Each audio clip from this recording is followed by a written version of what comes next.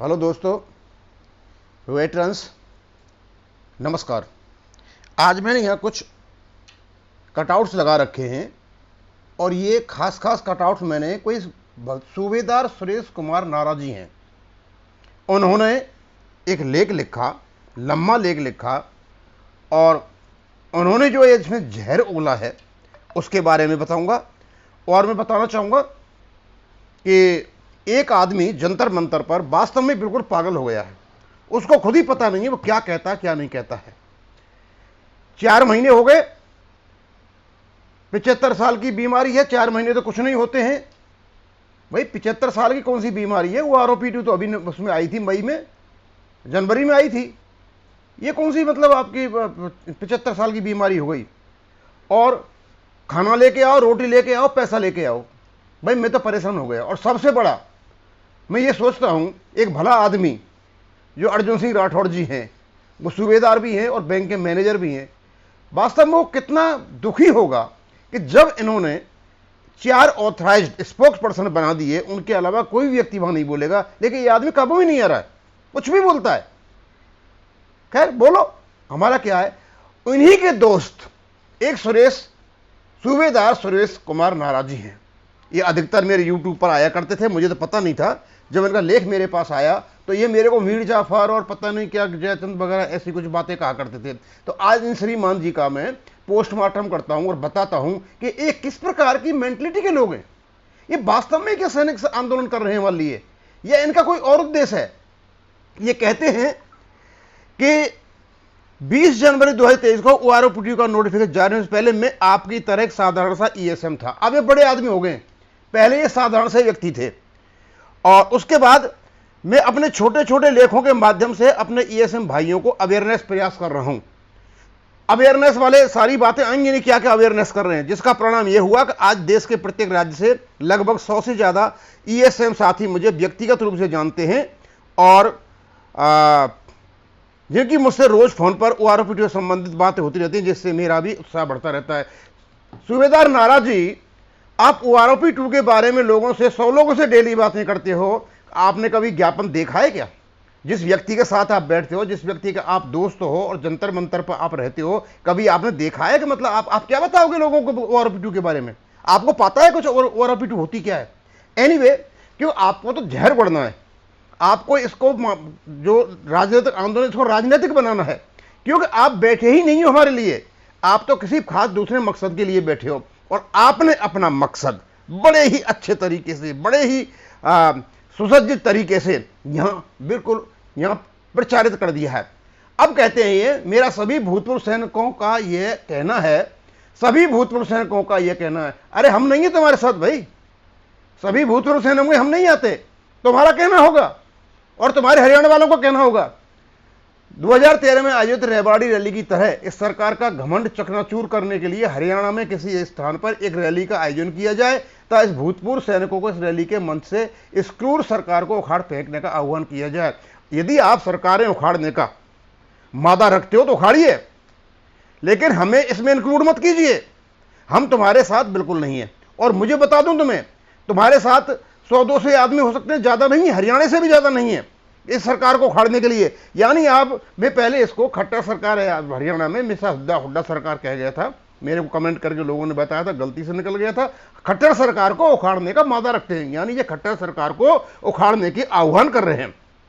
और फिर अब इस सरकार में खट्टर सरकार भी आती है और दूसरा मोदी सरकार भी आती है, दोनों सरकारों को उखाड़ने का आह्वान कर रहे हैं, मतलब लोगों को भड़का रहे हैं। ये कुछ अंधभक्ति ऐसे मेरे इस विचार से सहमत नहीं है। ये दिन रात सोते जागते बीजेपी भक्ति में लगे रहते हैं। अब इन्होंने अपना असली रूप दिखा दिया, यानी सपोले बिल से निकल करके बाहर आ गए। यानी ये लोग यहां पर बैठे हुए हैं, ये कांग्रेस के भक्त हैं, ये बीजेपी के अगेंस्ट में हैं।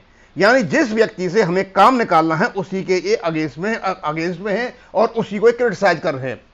उनका सपना धुंध में देखने वाले गधों जैसा होता है। ये अक्सर बेतुके कमेंट्स करते रहते हैं। वे कहते हैं कि मैं ये सब राजनीति कर रहा हूं, इससे ज्यादा कुछ नहीं करते। सुरेश नारा जी, कुमार नारा जी, मैंने आपको देखा है मेरे वीडियो में कमेंट करते हुए, कितना बढ़िया और कितना जो आप सभ्य कमेंट करते हो, मुझे पता है अच्छी तरह से। क्यों, मुझे जानता नहीं था आपको, तब मैं आपको पूरी अच्छी तरह से जान गया। यानी ये सरकार को उखाड़ने का आह्वान करते हैं।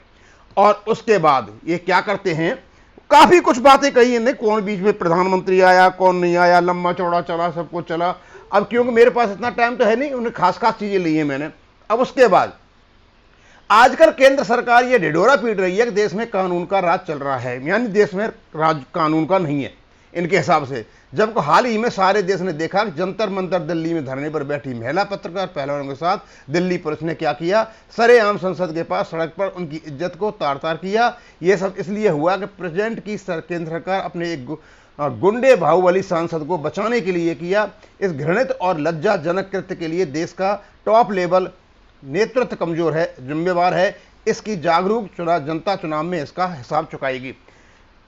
सुरेश कुमार नारा जी, तुमको शर्म नहीं आती है?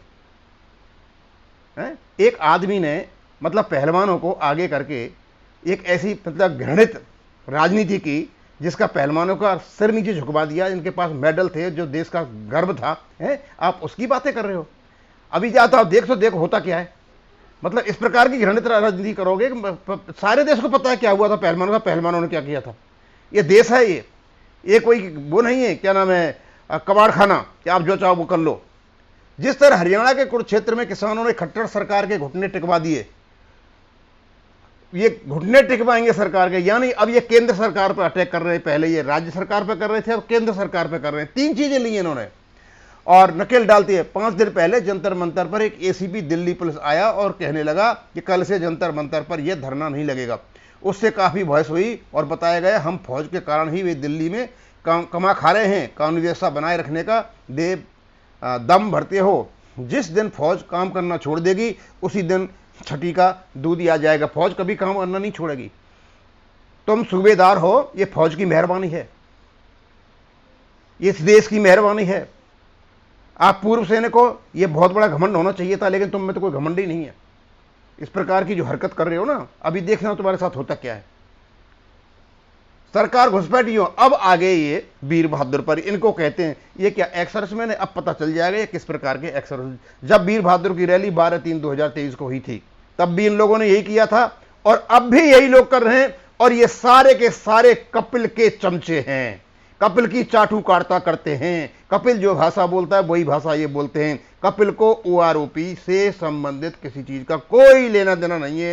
ये व्यक्ति केवल और केवल हरियाणा चुनाव के लिए अपना वो कर रहा है। और अभी तक ये भी आरोप लगे जंतर मंतर का तो पैसा खाया ही है इन्होंने, पॉलिटिकल पार्टी से पैसे खाए और इन्होंने बाहर से पैसे भी खाए। इनकी इंक्वायरी होने जा रही है।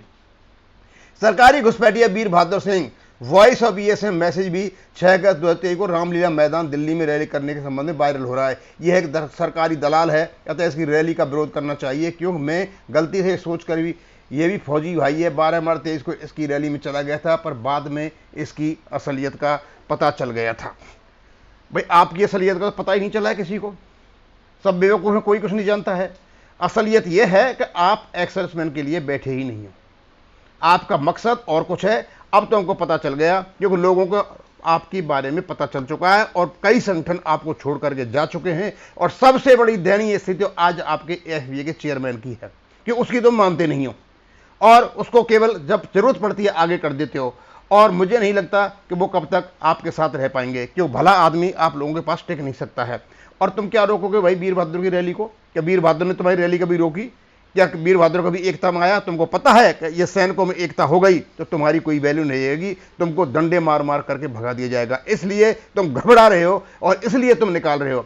और जो ये बैठे हुए हैं जंतर मंतर पर, इसी प्रकार का सगुफा इन लोगों ने उस पैसे का छोड़ा था कि साउथ में कोई ऐसा मैसेज आ रहा है कि मतलब किसी संगठन ने कहा है कि हमें पैसा दो। ये झूठ बोला था और फिर तुम झूठ बोल रहे हो। आंदोलन स्थल से ज्यादा नजदीक होने के कारण हरियाणा, पश्चिमी उत्तर प्रदेश, उत्तराखंड, पंजाब और राजस्थान के भूतपूर्व सैनिक शारीरिक रूप से ज्यादा योगदान देते हैं। अब ये चाहते हो आपका मतलब लोग आए और तुम्हारा योगदान दें। तुम्हारी असलियत को पूरा जो सैनिक समाज जान चुका है। अब कोई हम तुम्हारे पास कोई कुछ नहीं आना है। एक एमएससीपी का केस था, वो भी जो ओएमजीसी की रिपोर्ट ने रिकमेंड कर रखा है, भारत सरकार चाहे तो उसे लागू कर सकती है और केस तो कोर्ट में जा चुके हैं। अब तुम चिल्लाते रहो, तुम्हारे चिल्लाने कोई फर्क नहीं पड़ता है, क्योंकि जब तुम अपने चेयरमैन की बात नहीं मानते हो तो भाई तुम्हारे का तो कौन क्या करेगा। हमें नेतृत्व चाहिए, बाकी हम शपथ न बैठ लेंगे। अब हमें 6 अगस्त 2013 को वीर बहादुर सिंह की रैली का विरोध करना चाहिए, क्योंकि ये हमारी ईएसएम के बीच भ्रम फैला रहा है। तुम्हारे बारे में वीर बहादुर ने एक भी बात नहीं कही है, केवल उसने ये कहा है कि जंतर मंतर पर केवल झूठ बोल रहे हो तुम लोग, केवल नए नए रोजाना प्रपंच लेकर के आते हो, भ्रम पैदा करते हो और रोजाना की ऐसी ऐसी बातें कहते हो जो कहीं है ही नहीं। और इस प्रकार का जो लेख आपने लिखा निकाला है, ये टोटल अलोकतांत्रिक है, टोटल एंटी सोशल है, एंटी नेशनल है और एंटी ऑर्गेनाइजेशन है और एंटी एक्सर्समैन है। आपके इसको जब लोग देखेंगे तो पता चलेगा कि आप किस प्रकार के लोगों, आप जोड़ नहीं रहे हो, आप एक्सर्समैन को तोड़ रहे हो। और वीर बहादुर सिंह जी हो या आपके जो चेयरमैन है वो भी कोशिश कर रहे हैं जुड़ें, लेकिन आप नहीं जुड़ने दोगे। तुमको पता है कि यदि एक्स सर्विसमैन जुड़ेंगे तो आपको नुकसान होगा, क्योंकि एक पर्टिकुलर ग्रुप है 7-8 लोगों का, यही ग्रुप सारा का सारा ये मामला खराब कर रखा है। और इसको पढ़ने के बाद मैं नहीं समझता कि किसी को कोई डाउट रहना चाहिए कि कपिल का दोस्त यदि इस प्रकार की भाषा निकालता है, इस प्रकार की बातें करता है, तो ये लोग से जंतर मंतर पर किसी भी हालत में ये ओआरओपी के लिए नहीं बैठे हुए हैं। इनका तो और ही कुछ एजेंडा है, अभी जो बाद में निकल करके आएगा। थोड़ा सा इनका निकला है, ये निकले हैं बाहर, क्योंकि अभी थोड़ा सा माहौल निकाला है। अब पूरे के पूरे जब निकल कर आएंगे तब पता चलेगा कि वास्तव में ये लोग बैठे किस काम के लिए हैं। अब एक व्यक्ति, उसका तो कुछ पता नहीं है, वो क्या बोलता क्या नहीं बोलता, मेरे तो समझ से परे 3-4 शब्द हैं उसके। तो एक तो बाबा अम्बेडकर का देश बताता है, एक लोकतांत्रिक देश बताता है, एक संविधान की बातें करता है, एक 75 साल पुरानी ये क्या नाम है समस्या बताता है। भैया 75 साल पुरानी समस्या कौन सी है, मेरे तो समझ से परे है। अब तुम क्यों भाई, तुम लॉ कर रखा है, तुमने बहुत पढ़े लिखे हो, तो तुम्हें पता हो सकता है 75 साल पुरानी कौन सी समस्या। हमारे पूर्व सैनिकों की समस्या तो केवल और केवल ओआरओपी की विसंगतियां हैं, जिसका तुम एक भी ज्ञापन प्रॉपर तरीके से नहीं बना पाए हो, और ना तुम बना सकते हो, ना तुम्हें हिम्मत है। और ये कह रहे हैं सुविधा सुरेश कुमार जी, मैं बड़े लेख लिखता था, 100 फोन आते हैं ओआरओपी की बात। क्या बात करोगे यार सुरेश कुमार नारा जी, तुम्हें पता ही नहीं है बात क्या करोगे, तुम्हें ओआरओपी की विसंगतियों का ही पता नहीं है। तुम केवल और केवल भ्रम फैलाते हो, लोगों को बरगलाते हो और लोगों में जहर घोलते हो, इसके सिवा आप कुछ भी नहीं करते हो। मैं यहीं खत्म करूंगा। थैंक यू, धन्यवाद।